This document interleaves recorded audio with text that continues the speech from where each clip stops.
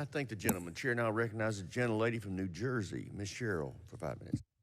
Thank you, and thank you all for being here today and for all of your service to our country, not just now, but over many years. As you may know, Picatinny Arsenal in my district does a lot of work on our supply chain, especially with some of the minerals that we need in our supply chain. And so, General Langley, as you know, the African continent is full of rare earth mineral deposits, and I'm wondering what you're doing in that area to increase the stability of our supply chains, especially with the incursions of China into the African continent and the relationships they have there. Is there an ability for us to stabilize our partnerships there to better protect our supply chains, or do we really need to be thinking about moving our supply chains out of rare earth minerals coming from Africa? Congresswoman, that's a great question, because here's another opportunity for me to illuminate the illicit activities and the shady deals that the PRC is starting to embark upon with some of our partners. Just illuminate and amplify their activities. And we do that through the whole government approach and through these country teams to give the cautionary tales.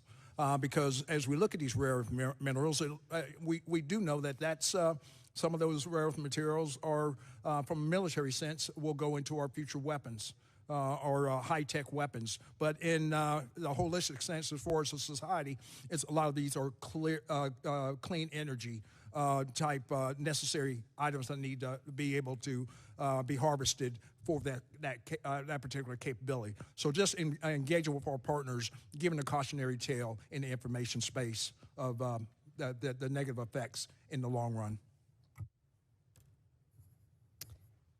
Thank you. And then also, with back to Picatinny Arsenal, we have the Joint Center of Excellence for Guns and Ammunition. And we're working on a new gun-based counter to small unmanned aircraft systems. I know there are different ways we are approaching unmanned systems. But General Kurilla, how would a gun-based system, which would potentially be cheaper and easier for partners, especially to train on, be beneficial to supporting your organization's efforts to combat threats to our allies in the region? Congresswoman, so counter-UAS systems, it's a layered defense, generally the gun-type systems, and we have them employed right now with our counter-rocket and mortar systems. A lot of our partners use a gun-type system. Ukraine uses gun-type systems. It's generally the last line of defense, just based on the range of the munitions of the guns that they use, where we're using the rockets or a missile that would go out and then do the interception or electronic warfare. But there is a need for a gun-type system as part of a layered defense. Thank you. And General Kurilla, as well, during the last year's Centcom posture hearing, I discussed with your predecessor my concerns about the 2019 bombing in Baghouz, Syria, which led to the deaths of over 60 civilians. The FY23 NDAA authorized $25 million towards operationalizing Secretary Austin's Civilian Harm Mitigation and Response Action Plan. Can you elaborate on what your team is doing to fully support the harm mitigation plan and what actions you've taken to eliminate civilian casualties in the AOR? So, ma'am, we were involved in the civilian harm mitigation process in that, in the implementation. And so what it's done, we're in the process of implementing now. There'll be a center of excellence at OSD, and then we have been authorized individuals, both at the Centcom headquarters and each of our components, to hire experts on that. And do you need additional resources for that mission? I think those resources that were provided with that is what's going to help us in our ability to authorization to hire those individuals. Thank you, and I yield back. Chair recognizes General Bacon for 5 minutes. Thank you, Mr. Scott. Thank you, Dr. Wallander, General Kurilla, General Langley, for being here. Most of my questions are with the Centcom AOR.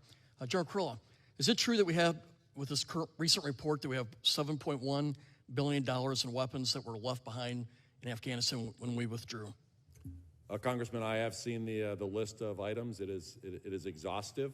I can't give you the exact amount, but I do know that $7 billion is a number that I've seen out there. Are there particular weapons that you're most concerned with falling in the hands of the Taliban or ISIS or Al-Qaeda? I think there is a wide variety of munitions that would be concerned that would be used outside of the country by individuals if they got their hands on them. Now, $7 billion in weapons is a grave concern to many of us here. A second line of questioning, how often are you under attack from Iran with the unmanned aerial vehicles? Is it weekly, monthly? Can you give us a feel for how often you're being attacked? It is periodic. We see periods where they'll do more. There has been a number since 1 January 2021. The number is about 78 times that we have been attacked. 78 times we've been attacked and are these UAVs flying out of Iran and striking us, or are they being used by militias controlled by Iran? So what Iran does to hide its hand is they use Iranian proxies. That's either UAVs or rockets to be able to attack our forces in either Iraq or Syria. Are these considered acts of war by Iran? They are being done by the Iranian proxies, is what I would tell you, Congressman. Do we have the right level of investment and fielding for counter UAV? I know you talked a little bit about it, but should we be doing more, or are we about right? We are doing more right now in terms of getting additional capability to the field. We'll be bringing some directed energy systems online. That is, everything is a layered defense. I think when we bring some new capabilities online, you want to be able to then test these systems and make sure they have the right probability of kill based on different systems and the techniques that the enemy is using to be able to attack you. So I think this will be an area we'll continue to invest in. I know that there's other organizations like SOCOM that are doing some to bring additional capability to it, but all of it is part of a layered defense. Well, thank you, General Kurilla. I appreciate your inputs there. The number 78, to me, that's a big number, and we should be focusing more on that Iran's doing this. Dr. Wallander, is the Iranian-Saudi Arabian reapproachment a positive or a negative thing when it comes to United States national security interests? Congressman, if it contributes to security and stability in the region, if it contributes to an end to Iran's provision of military capabilities to the Houthi regime in Yemen, if it contributes to an end to the offensive attack from Yemen to the Kingdom of Saudi Arabia, it would be a positive development. But if is the important word, and we will have to monitor that closely. I believe that's a very valid point with the effects on Yemen. But does this take some pressure off Iran on its nuclear program?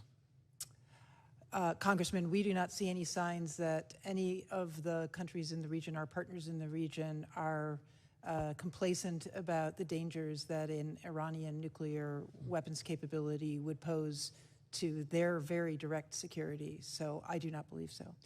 Is there a potential for the Abraham Accords expanding to other countries? Are we seeing a potential there? Congressman, I won't speak for the state of Israel and its regional relationships, but I will say that we know that there are opportunities and there are discussions with other countries in the region, and the United States supports those discussions and would welcome that development. It's one of the best developments we've had, I think, in recent years there. My final question, I'll go back to General Kurilla. What is the impact if we turn off the 2002 AUMF? What's the impact to you? Congressman, right now we do not use the 2002 for any of our operational activities. Does it have any impact in responding to the Shia militias that have Iran fingerprints on them? So right now, if there's an Iranian fingerprint on that, we can use the Article 2 from the President. Okay. Thank you very much. I appreciate the concise answers. Mr. Chairman, I yield back. The chair now recognizes Congressman Carver Hall for 5 minutes. Thank you, Mr. Chairman, and thank you, Secretary Wallander, General Kurilla, and General Langley for being here today. I'm nursing a cold, as you can tell. General Kurilla, last year Secretary Austin was focused on improving civilian harm mitigation and response, and last August signed the Civilian Harm Mitigation and Response Action Plan. How is the implementation of this plan going, and how is it impacting operations in the AOR? Are we seeing positive effects? Congressman, we were involved in the development of the overall plan and the implementation aspect. What it will do is create a center of excellence up at the OSD level, and it has authorized each of the combatant commands to have hire experts at the combatant command level and each of the components, and we're in the process right now of going through the hiring process to be able to get those experts online and in the headquarters. Thank you. General Langley, I just returned from a delegation to Morocco, which was very informative. African nations are increasingly influential in the United Nations and other international forums. There continues to be misunderstanding about the AOR. You've been commander of Africom now for about 6 months. What are some of the misconceptions you hear about from both American officials and the American public about the AOR? And how can we approach the AOR in a more productive and effective manner? Congressman, thanks for that question, because I wanted to just echo what in my visit to Morocco, that they want us to be a partner of choice, but also to talk about what capabilities they have to export security. African nations want to solve African problems themselves. They want to own it. They just need us to enable them in various Title 10 authorities that I have in 333, which is train and equip. What Morocco is right now, they're a microcosm of what we have in the IMET program. They bring other African, sub-Saharan African nations onto their ground to be able to train with them. And we have African Line getting ready to kick off. Exercises like that is sharing of ideas and sharing of norms, supporting democratic ideals, and also a full-fledged fight against a violent extremist organization, capability and capacity building. African Lion exercises start in May or June? Yeah, we just finished out the second phase. It's going to extend through June. Great. General Langley, violent extremism has been a very difficult problem to address, particularly in the Africom AOR. There continues to be an alarming rate in violent events by militant Islamic groups, including Al-Shabaab and Al-Qaeda in the Islamic Maghreb. What is the biggest impediment to being able to better address these threats? Do you think the U.S. needs to amend our strategy in the AOR to do so?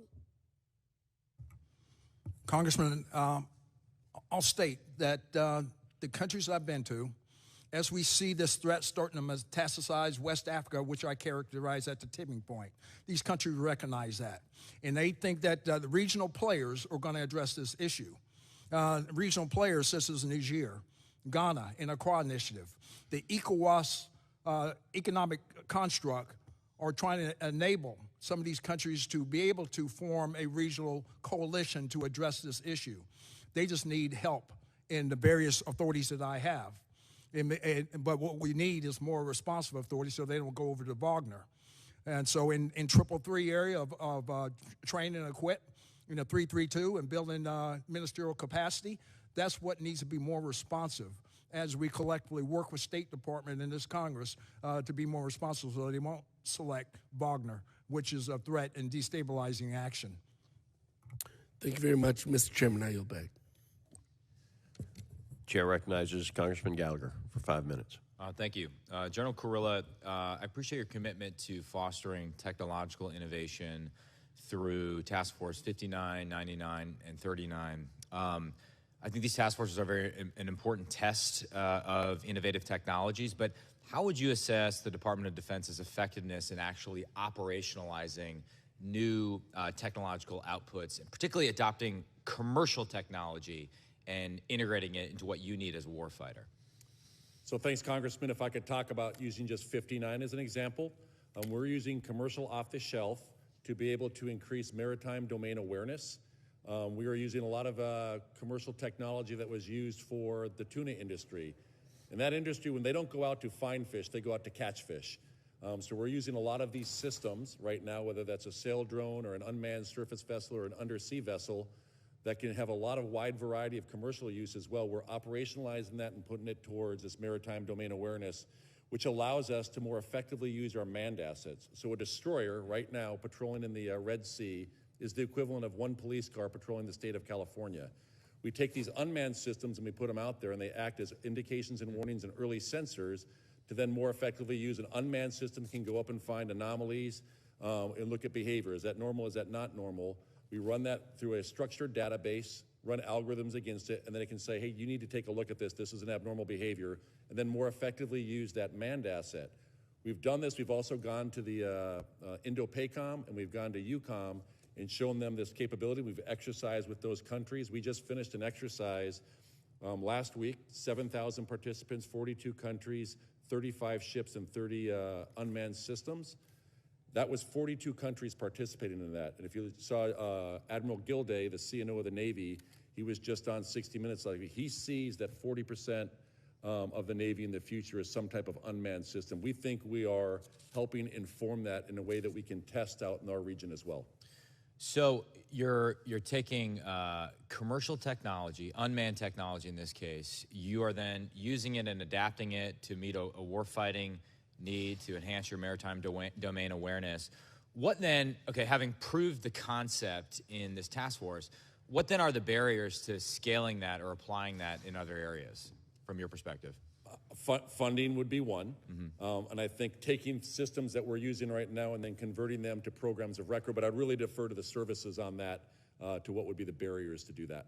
Talk a little bit about, have allies in the region, allies and partners in the region been receptive to this? Have you been able to integrate them in any cases? Talk about the ally and partner piece, if you will. Congressman, that is probably the strength of it. So our goal by the end of this year is to have 100 unmanned surface and subsurface vessels.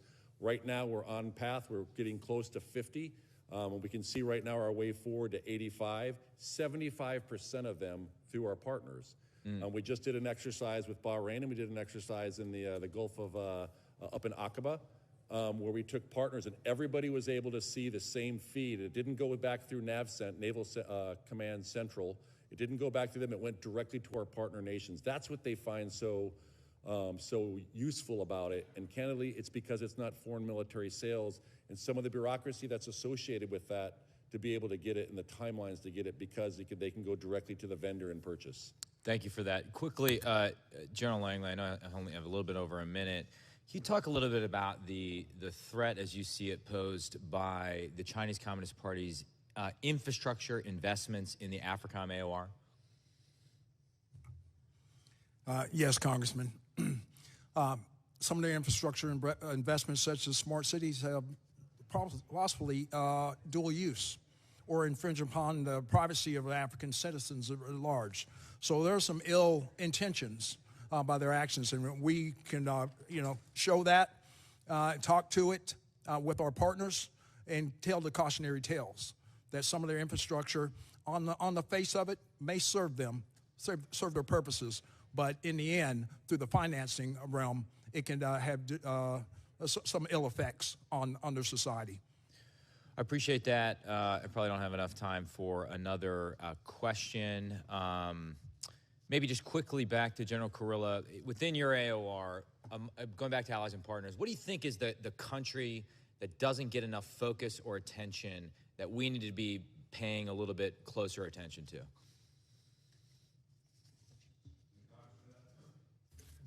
Congressman, that's a hard question. I mean, I spend about 50% of my time in the region. I've been to every country except Iran, Afghanistan, and Turkmenistan right now. Interesting. Okay, I guess we'll answer another time. It wouldn't be offensive to the countries that you leave out, but appreciate it. The chair now recognizes Congresswoman Escobar for 5 minutes. Thank you, Mr. Chairman, and many thanks to our witnesses for your time today before our committee, but also, of course, most especially for your service to our country. I represent El Paso, Texas, home to Fort Bliss, a key military installation in our country. General Kurilla, as you've taken command of a COCOM that has seen a very significant redirection of resources over the last decade, as the United States repositioned focus from the global war on terrorism to great power competition, you have mentioned in your testimony the threats in your AOR continue to evolve in complexity and risk, particularly in air domain. Can you elaborate on the cooperative efforts between industry and academia that are propelling the work of Task Force 99? I have long held a particular interest in making sure that we link as closely as possible to the brilliance within academia to our advantage. Thank you, Congresswoman. So Task Force 99, that is our Air Domain Innovation Task Force. One of the things we're working with them is to shorten the kill chains. We're doing a lot of stuff with artificial intelligence and machine learning to be able to do dynamic targeting. And what we are seeing, and our goal is by this January from a year ago, to be able to increase 700% our ability to target dynamic targets in a 24-hour period.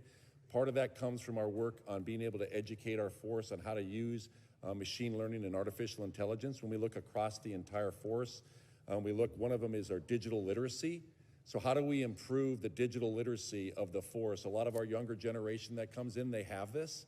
But then again, as our leaders are a little older, they may not have that. So how do we educate them? And through academia is one of the methods that we do it. Are there some key opportunities in that area in terms of the education that you see where Congress can be helpful? I think as we identify these, we'll certainly come to Congress if we need the assistance, but I think we have all the authorities that we need to be able to do that now, ma'am. Great, thank you. Dr. Wallander, General Kurilla, while Russia and the Chinese Communist Party look to meddle in Centcom and foster financial dependencies by other countries, the United States has and will continue to provide security assistance and weapons to strategic allies in the region, just as we are currently doing in Ukraine. However, shortfalls of our domestic industrial base have come to the forefront of conversations as we look to backfill our own stockpiles for our security and that of our allies. To this point, can you outline some of the broad FMS challenges that affect your ability to maintain commitments to our ally nations, and what risk do we incur when our domestic industrial base cannot meet those FMS requirements? And we'll start with Dr. Wallander, please. Thank you, Congresswoman. As I believe you are aware, but allow me to emphasize, the department recognizes the challenges in the defense industrial base in providing timely capabilities, for example, to Ukraine, backfilling ourselves and allies, and fulfilling a lot of those contracts. And Deputy Secretary Hicks is leading a whole-of-department focus on identifying obstacles and opportunities in relations with the defense industrial base.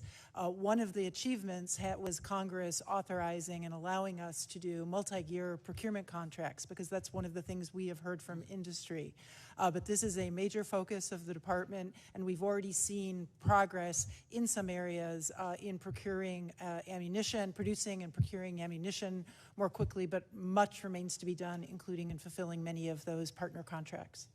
Thank you. General Kurilla. Congresswoman, specifically what specific munitions? We see it really on our high-end munitions, our Patriots, THAAD, and even the F-16, because but the good news there is we just had our very first F-16 Block 70 come off the South Carolina line, and that's going to be going to Bahrain, and we have orders for those for Bahrain and Jordan as well.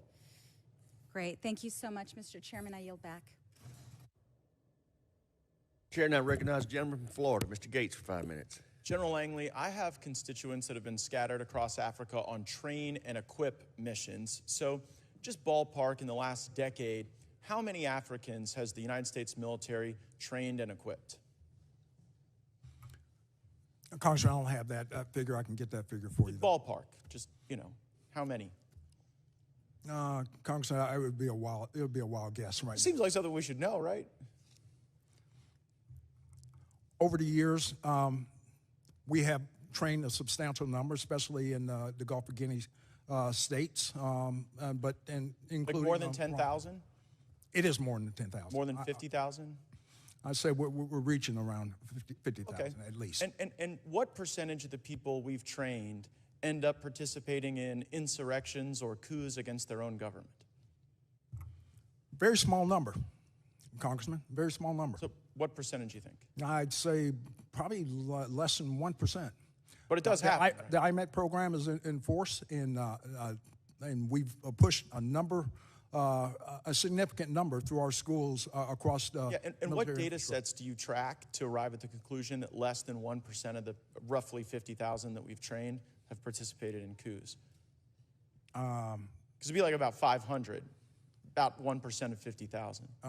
Congressman, you may have that information. I don't at this time, but I know. Well, I know there are some, right? Like go ahead and throw up that image. This is Colonel Mamade Doumbouya, and this is a photo of him. Did we train and equip him in Guinea? By name, I cannot identify that. Well, that guy in the middle with the big red hat, Colonel Mamade Doumbouya, that's him with a bunch of U.S. service members outside of our embassy. And just months after this photo was taken in 2021, he led a coup in Guinea and threw out the leader. Does that concern you? Congressman, core values is what we start off with in IMA programs. Do we And share stick to core that. values with Colonel Doumbouya? Core values. I will repeat that. Core values. I know, Respect for humanity. Do we share those values with Colonel Doumbouya? Absolutely. In our do? curriculum. He led a coup. We do. Okay, well, that's a very telling answer. In Burkina Faso, did we share core values with the leader that we trained there who led a coup? It's in our curriculum. We Leading stress coups core are in our values. curriculum? We request civilian-led governance. Wait, hold on. Is leading coups in our curriculum? Absolutely not. So Civilian-led, my civilian-led. question is, do we share core values with the coup leader in Burkina Faso who we trained? Holistically, we teach core values with a respect for civilian governance, apolitical, and that's what sticks across a very high percentage in the 99 percentile. Right? But not everybody. And I wonder how many people it takes to plan a coup. I mean, initially you didn't know how many we trained and equipped. Then you said it was 1%. You had no basis for that 1% number because there's no data set you tracked. Mr. Chairman, I seek unanimous consent to enter into the record. Another U.S. trained soldier stages a coup in West Africa by the Intercept.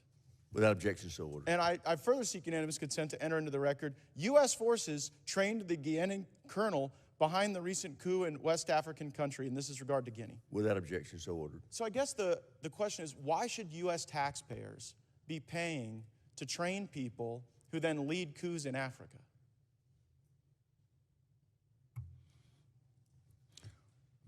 Congressman, our curriculum harvests core values and also to be able to embolden these countries for a representative democracy. But General, that democracy isn't what emerges.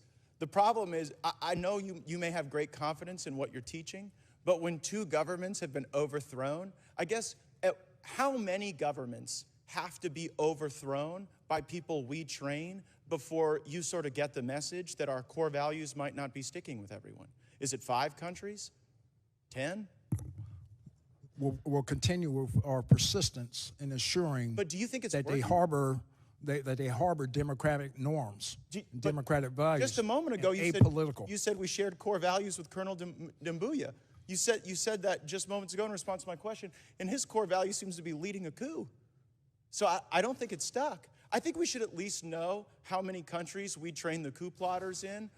How many is too many? Because clearly 2 is not too many, and I think we could use our resources far more effectively than doing this.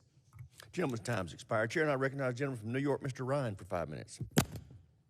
Thank you, Mr. Chair. Thank you all for being here. In particular, I just want to thank General Langley, General Kurilla, as we mark the 20th anniversary, essentially, of our tremendous sacrifice and service of all of our service members in Iraq. I know you both spent a significant amount of time there, and I just want to thank you as someone who also spent some time there, and thank everyone that has risked and sacrificed in those conflicts, and just appreciate you all. Wanted to follow up, General Kurilla. I really appreciated your focus, and my colleague, Mr. Gallagher, was talking about the innovation opportunities. Just to build on that and follow on that, and also bring General Langley a little bit into the conversation. I think this is one of the most important, exciting things that you all are doing. I wanted to ask, between Task Force 59, 99, 39, but also what you're both seeing and observing out of Ukraine, our allied forces fighting, innovating, iterating rapidly. What are we learning there? What are you all observing there that we can carry to the threats in your AORs as well as threats in other AORs? Hey, Congressman, thank you for that. I think you nailed it. We are watching what they're doing there. And again, I think the innovation is because they're in conflict, because they're in this operation right now. That's where we see the most learning and the best ideas coming forward. You're familiar with how they are using cell phones to be able to identify drones, and they basically operationalize the populace. Our Task Force 39, working with a vendor, we have created a very similar system, but that also uses artificial intelligence that they apply against it, that we think we can operationalize a lot of the population in the Middle East to help identify and track drones outside of just using a radar. We do find that the best ideas on how to operationalize things come from those at the pointy end of the spear. And just to follow up on that, how can we, of course, there's no substitute for being in direct combat, but how can we replicate, how can we create, how can we scale what you're doing in your task forces? General Langley, are you taking similar approaches, and what authorities and tools can we give you all to as close as we can, create those cycles of innovation? So Congressman, what I would tell you is that we are sharing with our other combatant command partners and back with the services, obviously. We get a lot of the funding from the service to do this. One of the ways we do this is by training and exercises. I think that's where you really can flesh out the best ways, and you put them through very difficult training where you stress the systems. We've had numerous exercises. Like I said, we just finished one, 7,000 people, 42 countries, 35 ships, 30 platforms, AI platforms, and artificial intelligence platforms. By doing that, we learn from that, and then we say, how can we get better, or what do we take from this to then apply it at scale? Congressman, I have the same enthusiasm about what effects we're going to get from our joint exercise program. We just finished last month Obagami Express for maritime awareness. We also finished Flintlock and also embarking on African Lion. This is where a forum where we collectively share ideas with our partners, and they gain capacity and capability from, and also interoperability. So to address some of the needs in whether it be in the maritime domain space or in counter VEO type operations. Thank you, and I think just as a follow-on to encourage us to think about, no need to answer, but how we can scale and keep, these sorts of initiatives not personality-based and by exception, but make them both institutionalized but still adaptive. So really appreciate that. Brief amount of time left, but I wanted to ask you both to expand a little bit more on your answer, General Kurilla, on the 1991 and 2002 AUMFs related to Iraq. We're obviously having this debate now in Congress, which I think is very necessary and healthy, and would ask again, just to expand on your brief answer, General Kurilla, you don't foresee significant or any operational risks were those to be repealed? Congressman, I do not use the 2002 as the basis for our operations. We use the 2001 AUMF. Thank you. General Langley? The same. We use the 2001 AUMF, and if that was considered, we'll need to take another look at what would be in its place if that's addressed. Thank you. Yield back, Mr. Chair. Chair now recognizes the gentleman from Indiana, Mr. Banks, for 5 minutes. Thank you, Mr. Chairman. General Kurilla, last week or 2 weeks ago, the House voted against a measure that would have tied the hands of the administration on our troop levels in Syria. I've been out of the room for a little bit. I don't know if you've already discussed this, but can you talk about what we're doing in Syria, why it's important, how many troops are there? Give us the full defense of our activities there. Thanks, Congressman. So we're in Syria for the enduring defeat of ISIS. That is our daily mission. We are doing that through a partnered force called the Syrian Democratic Forces. And if I can talk about ISIS in Syria, we put them into 3 categories. The first one is ISIS at large. Those are the individuals that we are going after every day through our partnered forces. Last year we did 313 partnered ops in Iraq and Syria. This year we've done 129. They're in the lead. That same Syrian Democratic Force that was in Syria going after ISIS, they took over 10,000 killed, over 20,000 wounded going after ISIS, basically from 2014 until today. That is the ISIS at large that we see. Most of the ISIS very senior leadership, the leader, the Caliph, Abu Bakr al-Baghdadi, Abu Qureshi, those are the ones. They were basically commanding, controlling the ISIS global enterprise from northwest Syria and areas inside of Syria. We think we have contained ISIS in Syria, but the ideology is uncontained and unconstrained.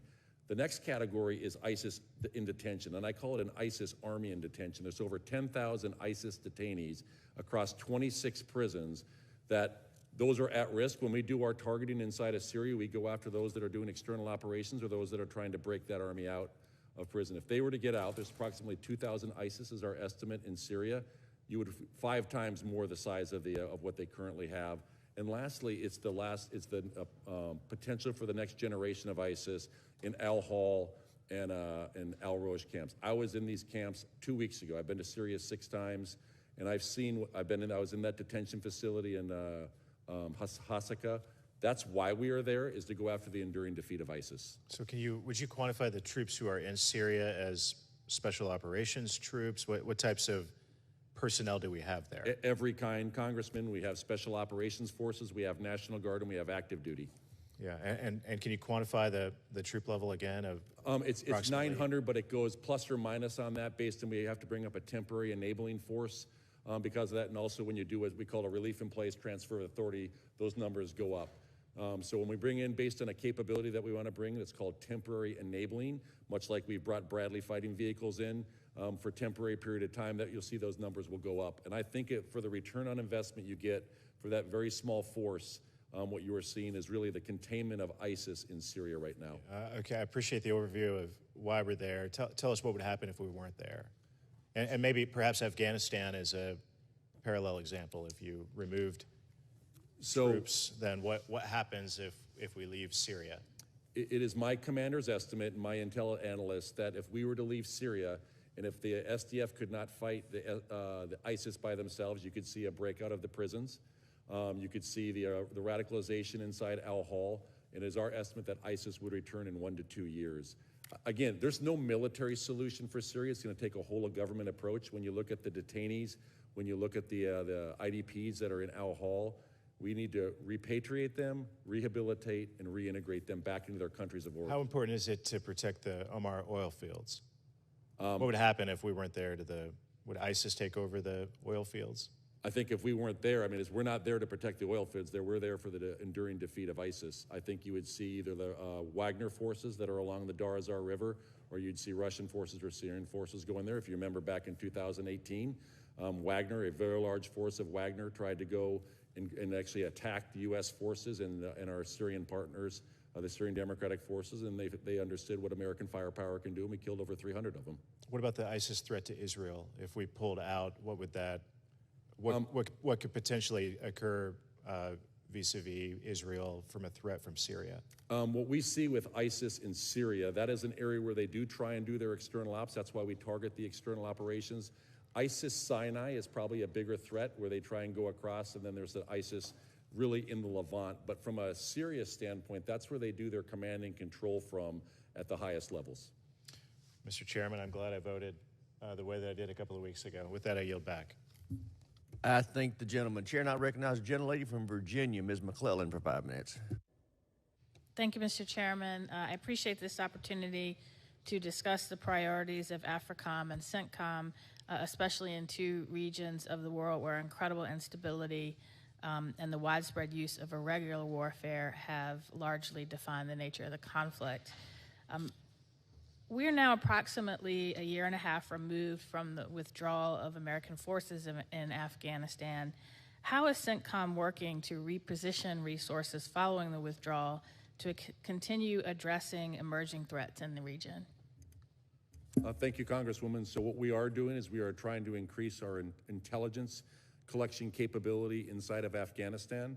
It's not just about an ISR platform flying over the top, but it's also increasing our SIGINT, our cyber, and most and probably importantly is our human intelligence collection inside of there. One of the things, a positive news story, is that we have been funded from alternative airborne ISR. This is something other than an MQ-9, but we are trying to find things that can go up and have endurance that go for days and weeks and still be able to have the appropriate sensor payload on them, whether that's image intelligence or full motion video or signals intelligence, and we should be bringing some of those capabilities online as early as this May.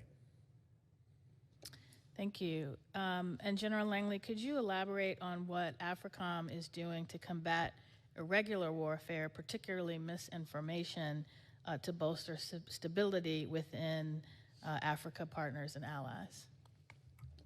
Yes, thanks for that question. Yes, a lot of misinformation and disinformation in the name of competition with our immediate and acute threat and also the pacing threat. And so we address this for the whole of government approach. I do have some authorities to address this from our military information support operations, but then it goes deeper than that across the whole of government. State Department has some authorities themselves, as well as there are near-term authorities that are developing across the interagency as well, so that we can apply collectively for cumulative effects. Thank you, Mr. Chair. I yield back. Thank the gentlelady. Chair now recognizes the gentleman from Florida, Mr. Waltz, for 5 minutes. Thank you, General Kurilla. I just want to build on Mr. Banks's questions. I mean, you laid out a compelling case for why it's critical that we have partnership, we have presence, we have bases in and around Syria to maintain pressure on ISIS. Is that a correct characterization? That is a correct characterization, Congressman. Ms. Wallander, from a policy standpoint, why is it critical to have a presence and partnership in Syria to go after ISIS, but it's acceptable to not have it in Afghanistan? Congressman, there was a decision made that I'm familiar with the decision. I'm talking about now going forward. The President of the United States said it was an extraordinary success, over-the-horizon capabilities, no problem. We do it in Syria, we do it in Somalia. Why is it not important to have a presence in Afghanistan from a counterterrorism standpoint? Congressman, as General Kurilla made clear, that the ability of Centcom to monitor and act against the coalescence and the effectiveness of an ISIS threat from Afghanistan is something he believes he is able to build additional resources on, and remains a Centcom mission, and policy fully supports Centcom in that mission. Ms. Wallander, I think history is going to prove you very wrong, the President wrong, and just as it proved many members of this committee and the National Security Committee, or the National Security Community in Washington wrong when we yanked out of Iraq in 2011, really had no follow-on plan. We had the rise of ISIS by 2014, and we now have more forces back in Iraq than we had in 2011 at a tremendous cost of lives and treasure. So, General Kurilla, do you think there's a likelihood if we have another attack, which you have stated is possible within the next 6 months, that we'll have to go back in some way, shape, or form to Afghanistan? Congressman, when I stated that that they could attack in under 6 months with little to no warning, I'm referring to enabled attack where it is funded directly against interests abroad, U.S. interests abroad. Yeah. Going back into Afghanistan would obviously be a policy question, how we would address that.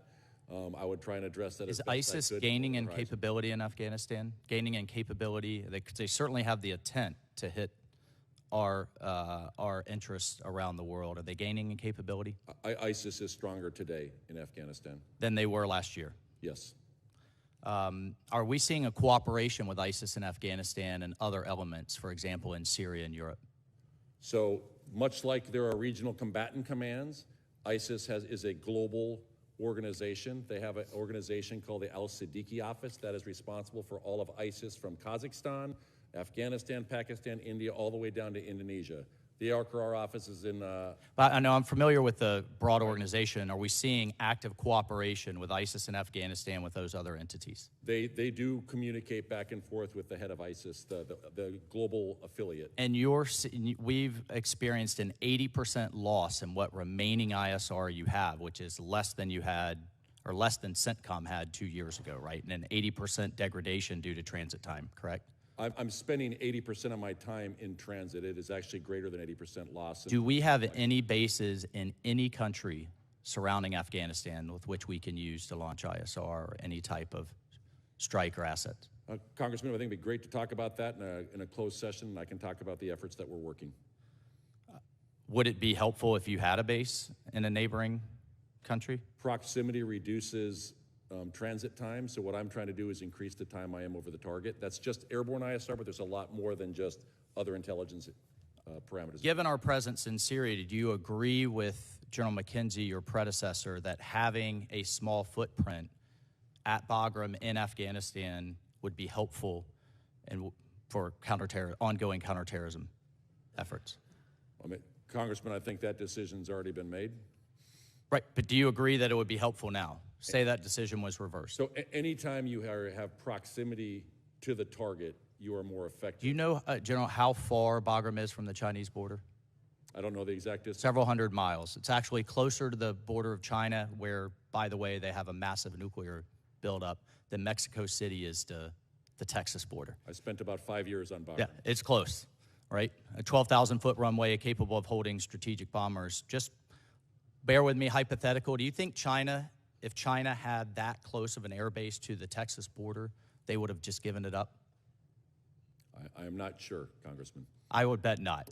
I think we know the answer to that. Thank you, General. I yield.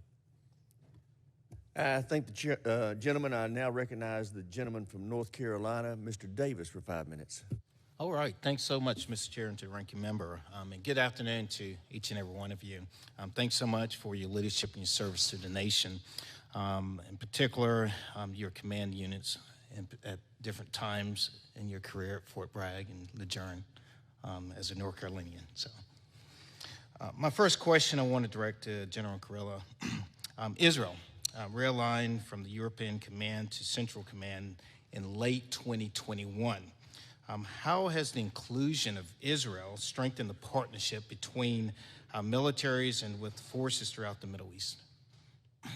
We view it as a net positive right now, Congressman. It is they bring tremendous capability. They have their ability to share some of their the things that they are doing. We view it as a net positive across the board. And when you look at the Abraham Accords, those aren't just military; those are also economic as well. Awesome. General Langley, I want to pivot then, and speaking of the Abraham Accords, can you talk specifically about the impact of the Abraham Accords with African partner nations?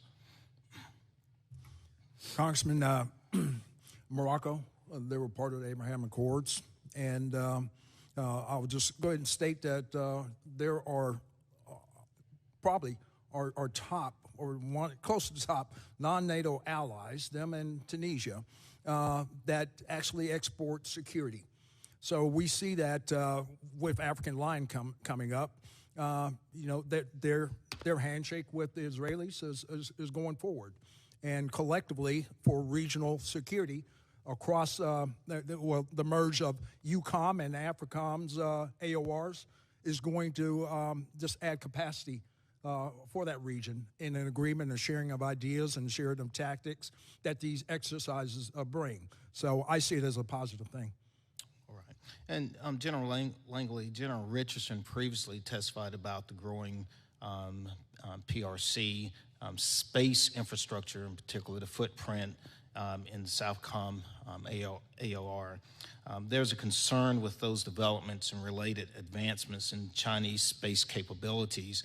Can you please discuss the PRC's growing space footprint with African nations and the security implications for the U.S. and our allies?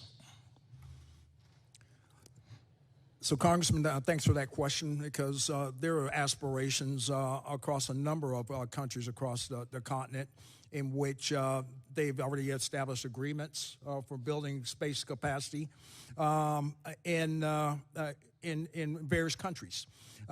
Just of late, Djibouti. But they're coming with a thinly veiled proposition that is for goodwill. But I am concerned that it will maybe have some other sharing or dual use in military sense, especially in tracking satellites. They're already down, Swakopmund is down in Namibia, in which they do that by one of their state-owned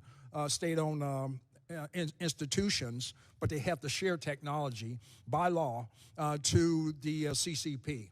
And therein lies probably indicator, a leading indicator that it will probably have some future military use. Okay. And do you believe that any of the PRC space infrastructure projects are going to benefit those countries, or is this just more of a one-way relationship? Congressman, time's going to tell. Time's going to tell. And General Kurilla, early this month, Saudi Arabia and Iran announced an agreement brokered by China to normalize relations. Can you speak to the concerns you have about China mediating this agreement? Yes, Congressman. So I think the concern we should have is that we've seen China use its national instruments of power, their economic through their Belt and Road Initiative through the region, their informational, their military, through their quick, fast FMS, and now for the first time we're seeing their diplomatic. China has chosen to compete on a global scale, and this is an area where they're choosing to compete. What does this mean as it pertains to our military relations with Saudi Arabia? We have very strong military relations with Saudi Arabia. What we're talking about in this agreement is really about opening up diplomatic ties. They had it for 37 years until 2016, until Iran stormed their embassy and burned part of their embassy, and they cut off their diplomatic ties. So they had it for 37 years prior to that, and there was still high tension between both of them. And so I think what this means really in the region is that this was going on for 2 years prior, but that China came in to swoop and try and take the credit for this mediation. Thanks again for being here today, and I yield back, Mr. Chair. I thank the gentleman. Chair now recognizes the gentleman from Louisiana, Mr. Johnson, for 5 minutes. Thank you, Mr. Chairman, and thank you all for being here. General Langley, there's been a lot of discussion today and every day here about the influence of China and the CCP, and we're concerned about that in Africa as well as all over the globe. A couple of weeks ago when we had the Northcom-Southcom posture hearing, I spoke with General Richardson about the tools that we have at our disposal to combat that growing influence, and she mentioned that our partnerships with those countries are one of the biggest benefits in that endeavor. Would you say that's true of Africom as well? Yes, Congressman. General Richardson also mentioned that there's probably more that we could be doing as a country to make our presence more visible. And she indicated that, defense partnerships and commercial endeavors and other things can help in that regard. Are there things that you're doing to increase that visibility and try to make the pitch that the United States is really the country to partner with and not China? Congressman, thanks for that question. Because holistically, if China had to look at our 3D approach, in a negative sense, they would probably tell our partners that it's an empty suit. So what I'm saying here, Congressman, is we need to be able to respond at the speed of relevance and the quantity that the PRC is providing across all fronts. In my Title 10 authorities, China will sell their wares, their military wares, to a partner that is at the cusp of being subjugated by an extremist organization. They can provide the weaponry real quick. My Title 10 authorities in 333, train and equip, or even our FMS type program moves too slow. So the panacea to this is become a partner of choice, but we just need the authorities to move faster. And that goes across the whole of governments with U.S.A. and flexibility funding, and also State Department as well. And lastly, I would say that China moves at the speed of relevance, and we're not forcing our partners to choose, but they do know that we do have a value proposition of quality equipment, and they will hang in the balance waiting for us to respond. It's disconcerting to us as members of Congress to hear we might be regarded as an empty suit anywhere at any time because we don't maintain the peace through strength. If that's how we're regarded in a perfect world, how would that Title 10 authority be expanded? What would that look like? So, Congressman, first of all, I would say just holistically of all the whole portfolio of state partnership programs, and then the Security Force Assistance Brigade, they need persistent presence. So as our country teams make this request, we need to be able to affect this in less than 24 months. We need to shorten that from the request to boots on the ground real fast, because these partners are saying we don't need your boots on the ground. We just need the training. And our partnership is affecting that through exercises. And then collectively, what's actually just going outside the U.S. Gov, thanks for the legislation of Prosper Africa, Digital Africa, and other types of legislation that that affects our private sector to invest in Africa. Holistically, that will make a full suit. Very good, thank you. Shifting gears quickly, General Kurilla, as we've entered this new era, I'm curious about how all of you process and prioritize competing mission sets, specifically with weighing strategic competition versus counterterrorism threats that have dominated us for the last 20 years or so. Do you have any recommendations for us about the way that we should view this, the lens through which we should see these issues? Thank you, Congressman. So as I look at it, I prioritize deterring Iran, counter VEO, and strategic competition against China and Russia.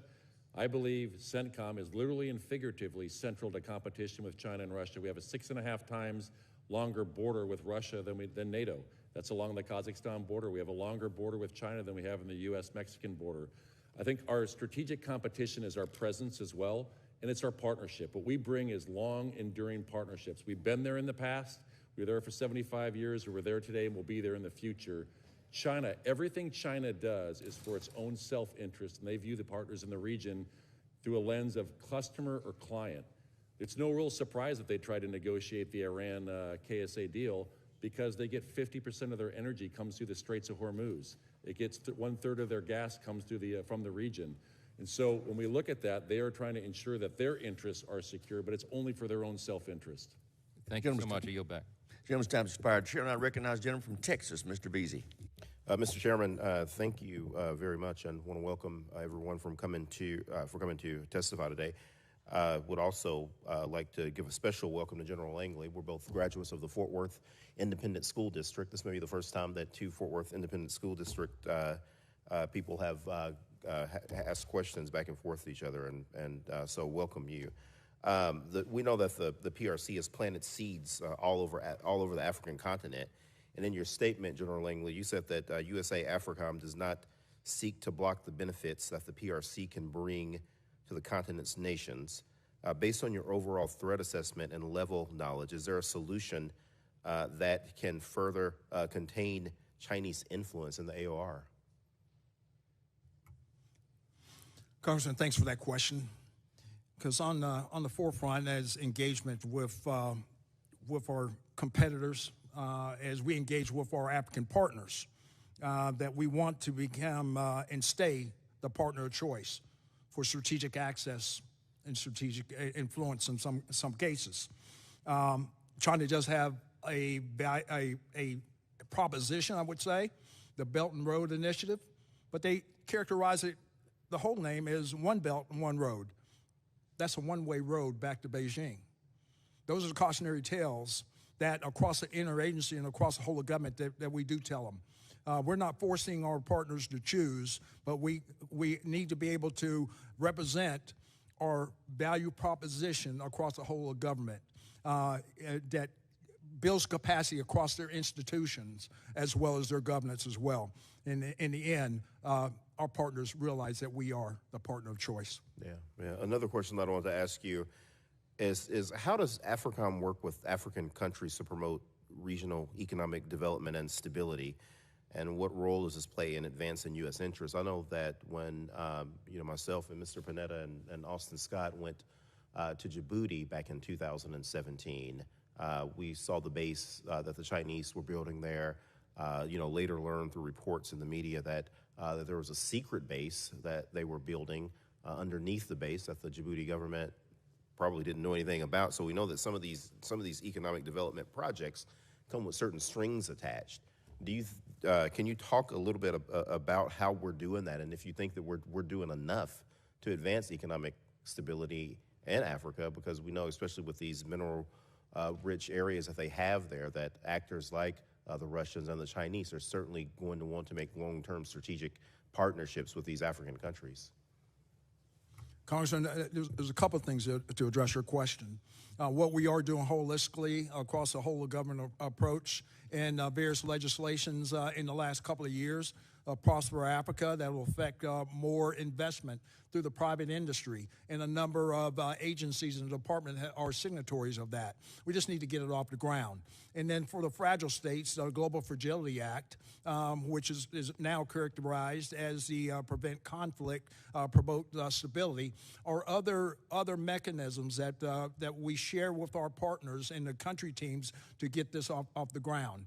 From the PRC's persistence on going after rare earth minerals or mining, there is a mechanism where we illuminate and amplify some of the ill effects of those partnerships or those deals that were struck by the PRC, and we pay attention to that. But we do that in the information space and direct conversations with our partners. Yeah, no, thank you. General Kurilla, I wanted to know about just the level of cooperation and coordination between Africom, UCOM, and other government agencies, particularly as we're trying to talk about the Wagner Group's activities in Africa, and I was hoping that both of you could briefly touch on that.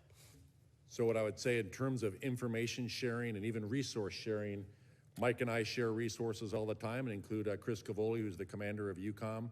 So we all make sure we see the same site picture on the intel, specifically for Wagner. I have Wagner in Syria. He has Wagner all over Africa. And Chris Cavoli is dealing with Wagner up in the Ukraine. So I think it's important that we're all talking, sharing about the intelligence as well as the resources. So absolutely, I concur what Eric was saying. The globally integrated construct, and especially the NDS, talked about integrated deterrence. Just processes like that, sharing of information, collaborating between our staffs, sews up those seams. So collectively, it is very effective in the overall globally integrated construct. Thank you very much. Thank you, Mr. Chairman. Thank the gentleman, Chair, and I recognize the gentleman from California, Mr. Rocana. Thank you, Mr. Chair. General Kurilla, I appreciated our conversation yesterday. I was hoping you could share with the committee some of the insights you shared with me about why the Strait of Hormuz is critical to our relationship with China, and why, if America wants to make sure that we're leading in the 21st century, your work and your troops' work is critical even vis-a-vis China. So thank you, Congressman. So what we talked about yesterday was the fact that China gets over 50% of its oil and over 1/3 of its natural gas from the Centcom region. 98% plus goes through by ship. It'll come through the Straits of Hormuz. That makes them vulnerable. 72% of all Chinese oil is imported. They domestically produce about 28%. So that can make them vulnerable. God forbid there's ever a conflict with China, but we could end up holding a lot of their economy at risk in the Centcom region. So our having a presence there and dominance there to keep it a free-flowing sea is a strategic value, even as we look at the competition and strategic threat that China poses. Correct, Congressman, and it's not just the Straits of Hormuz, it's also global commerce. 30% of all container traffic in the world goes through the Suez Canal. I think in 2021, about 22,000 ships went through there. So really, we saw what happened when the Ever Given was stuck in the Suez Canal. That stopped $10 billion of trade a day until that was unstuck. And our values, we keep the freedom of the seas for every nation. It's not just that we're doing it for our nation. So we're upholding our values in these areas. Is that correct? And so what we also have is the Combined Maritime Force. It's 38 countries that participate in CENTCOM. It's the largest maritime partnership in the world. They do everything from maritime security to anti-piracy and to counter smuggling. And that's how we keep the international rules-based order in the maritime domain. Now, I know you spent a lot of your testimony also on Iran, and I have a lot of constituents of Iranian background who say that this time the protests are different. This time the regime really is not going to last. I don't know if you're in a position to have a comment from what you're hearing in the area about what the sentiment is towards the regime and the protests. So, Congressman, what we can see is that the regime can deal with the domestic situation, but also do their malign behavior externally. So their foreign policy, if you will, while they still deal with their domestic policy. It is my assessment right now that even though the protests have put stress on the regime, it has not put the regime at risk. Thank you.